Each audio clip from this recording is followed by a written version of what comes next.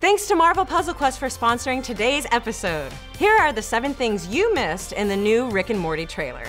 Wubba lubba dub dub. We are only 1 month away from more Rick and Morty. Ever since that April Fool's joke Dan Harmon and Justin Roiland played on us all by surprise marathon streaming episode 1 of season 3, which really was more of an April Fool's gift than a joke, fans have been patiently waiting to find out when the rest of season 3 will drop.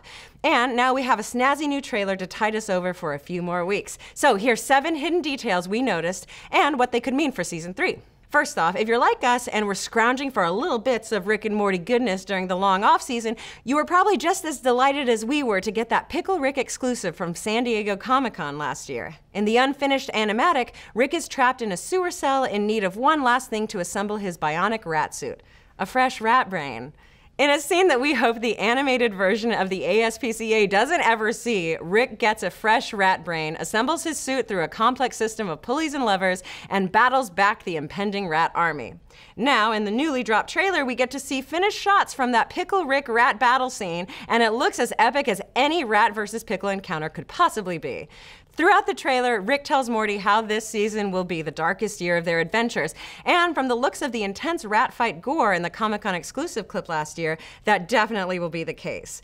We also see Pickle Rick running from black-suited agents, bursting triumphantly from a toilet in what's probably an escape from the previous sewer entrapment, and emailing explosions, maybe to those very same agents we saw chasing him. In terms of alternate Ricks that kick ass, Pickle Rick could very well be the Tiny Rick of season 3. Second, Morty joins a superhero team called the Vindicators. Check out this scene in Rick's garage. We're being called to assemble by the Vindicators! I refuse to answer a literal call to adventure, Morty. Let it go to voicemail. And just a few seconds earlier, we see Morty assembled with 4 superheroes. See that V emblazoned on Morty's and the Tony Stark looking guy's vest? Context clues. V is for Vindicators. The big guy carrying a glowy railroad track looks like Green Lantern meets John Henry. On the other side of Tony Stark is a creature that reminds us of Thing, while a female Vision type floats above the group. In the reverse shot, Rick is there with the team as they face off with what looks like a Cronenberg Thanos. Speaking of Cronenbergs, number 3, we spotted Green Rick and Green Morty in a giant swamp that is undoubtedly in the Cronenberg universe, which has now been completely taken over by the sludgy monsters created by Rick's love potion Cure in season 2. The Green Rick and Morty also go fist to fist with a non-green version of the pair, which makes us wonder which Rick and Morty are the ones we should be rooting for. Now, if you're a fan of campy, old-school 60s Batman, this season of Rick and Morty is going to hit all the right notes. Piano notes, to be specific. Because that giant piano our anti-heroes find themselves strapped to seems an awful lot like one of the improbably cartoonish death contraptions the dynamic duo would wind up in on the old Adam West series, except way more skull-crushy. Of course, that show wouldn't have had so many on-screen crushed skulls, but they would definitely have a flamboyantly musical villain like the one we see controlling the giant piano in the Rick and Morty trailer.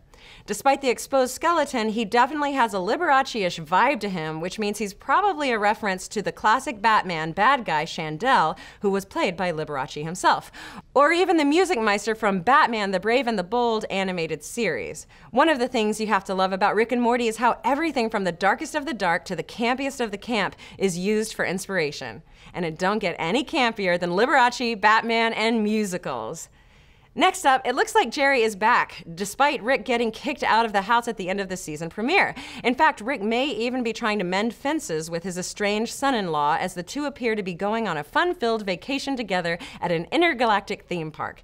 In this shot, we can see Rick's ship pulling into the domed park, and later we see Jerry and Rick on an out-of-control roller coaster. Naturally, Rick seems to be enjoying the ride a whole lot more than Jerry, but eventually the whole thing comes crashing to a halt. As we see here, the ride has flown off the tracks and out of the protective dome. Our guess is that the episode will play out like a double homage to both Jurassic Park and Avatar. The park was built on a planet full of insane wilderness, and the dome allows its visitors to look at it from a safe distance. However, when Jerry and Rick break through the border, they're suddenly forced to fend for themselves in a jungle full of terrifying creatures. The only question is, was this all an accident or a part of Rick's larger scheme to really get rid of Jerry? As much as we want to believe that Rick can change, something tells us the second option is way more likely. And I think it's safe to finally declare this summer the summer of summer. Creators Dan Harmon and Justin Roiland have said that summer will be playing a much bigger role in Rick and Morty's adventures this season, and we can already see that happening in this trailer.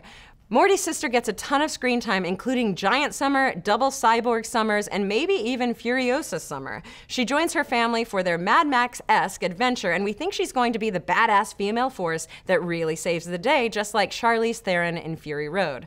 In fact, Summer actually pulls off something in this trailer that Mad Max never could. Throughout all those films, Max never actually managed to shoot his sawed-off shotgun, but Summer does it here no problem, blowing off the head of Rick and Morty's Immortum Joe analog. And finally, could the end of season 3 be the end of Rick and Morty? The trailer ends on a pretty fatalistic note. Takes more than that to kill Rick and Morty. But this might do it. Run, Morty! Sure, that could just be a tossed-off joke, but given the show's love for meta-humor and foreshadowing, who knows? All we know for sure is that we have to enjoy Rick and Morty while it's here, because there's no telling when or if it will ever come back. But what do you guys think? Are you excited for Rick and Morty Season 3? Is there anything we missed in the new trailer? And what other characters do you hope to see turn up? Let's discuss. And a very special thanks to Marvel Puzzle Quest for sponsoring today's episode. If you like Marvel and Match 3 games, check out Marvel Puzzle Quest.